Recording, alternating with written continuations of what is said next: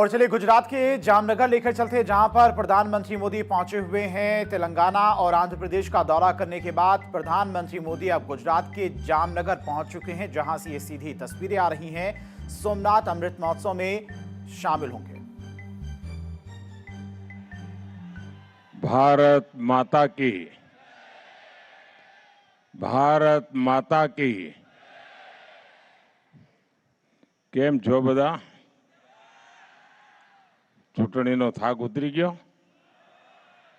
लाग्यो तो थाक? आटलो भव्य विजय मळे पछी छेनो थाक लागे?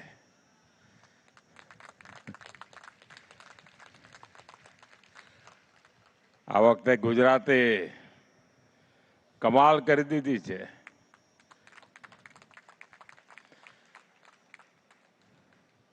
विधानसभा जे थयुं एनाए रेकॉर्ड तोड़ी नाख्या अने विधानसभा में तो 50 वर्षना रेकॉर्ड तोड्या था।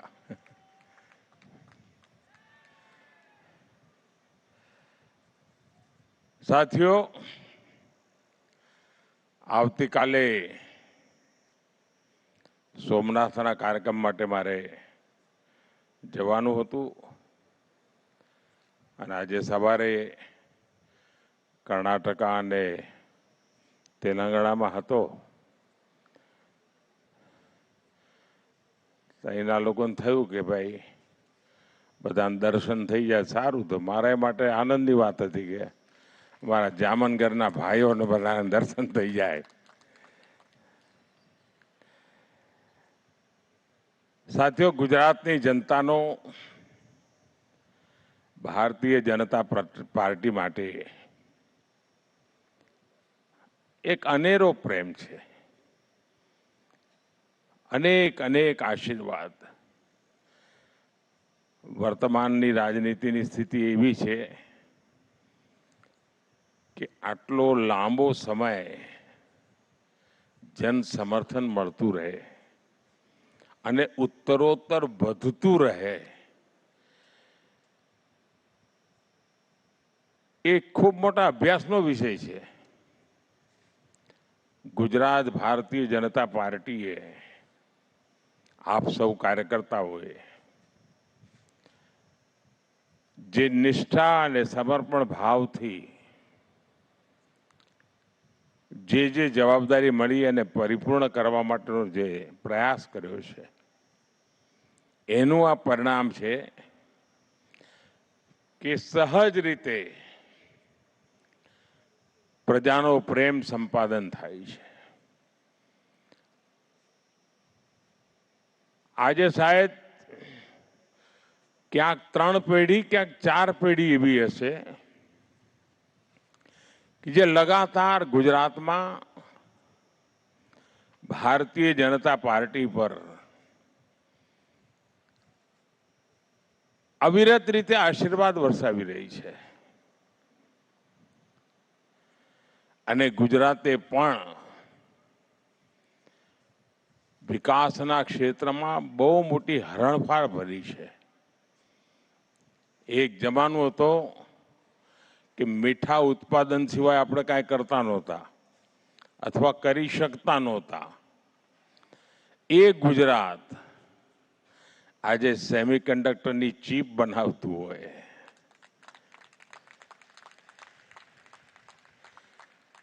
ए गुजरात आज मेट्रोना कोचीज बनावतुं होय, ए गुजरात जे आधुनिक रेलवेना एंजीन बनावतुं होय, ए गुजरात जे आजे विमान बनाववानी तैयारीओमां पड्युं होय। एक एक एक घटना तरफ जोईए तो आपणे लागे के केटला झड़पथी सर्वांगीण विकास तरफ આપણે વળી રહ્યા છીએ અને દુનિયા જ્યારે આજે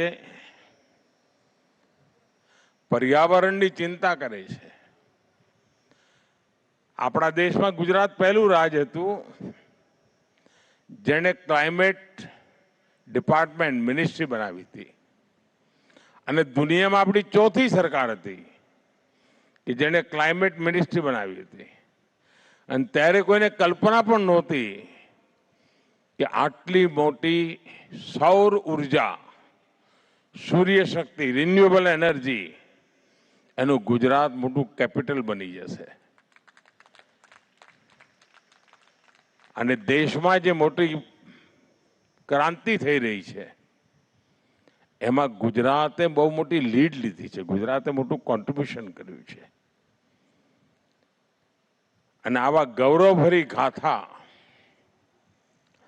ગયા 20-25 વર્ષમાં લખાણી છે. ગુજરાતીઓનો પુરુષાર્થ, એને જો અવસર મળે તો કેટલી મોટી ઊંચાઈઓને પ્રાપ્ત કરી શકે છે એનું આ ઉદાહરણ છે.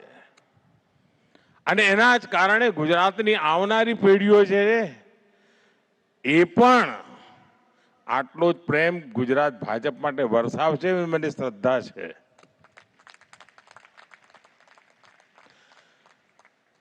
સાથીઓ, તમે હમણાં ચૂંટણીઓનો જંગ જીતેલો છે એટલે મને ખબર છે કે તમારે શું સાંભળવું છે. બંગાળ,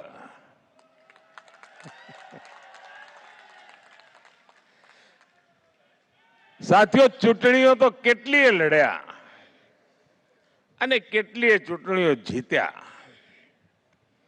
જય પરાજય તો ચાલ્યા કરતો હોય, પણ પહેલી વાર હું જોયું છે કે બંગાળની ચૂંટણીઓ સમગ્ર દેશમાં જાણે,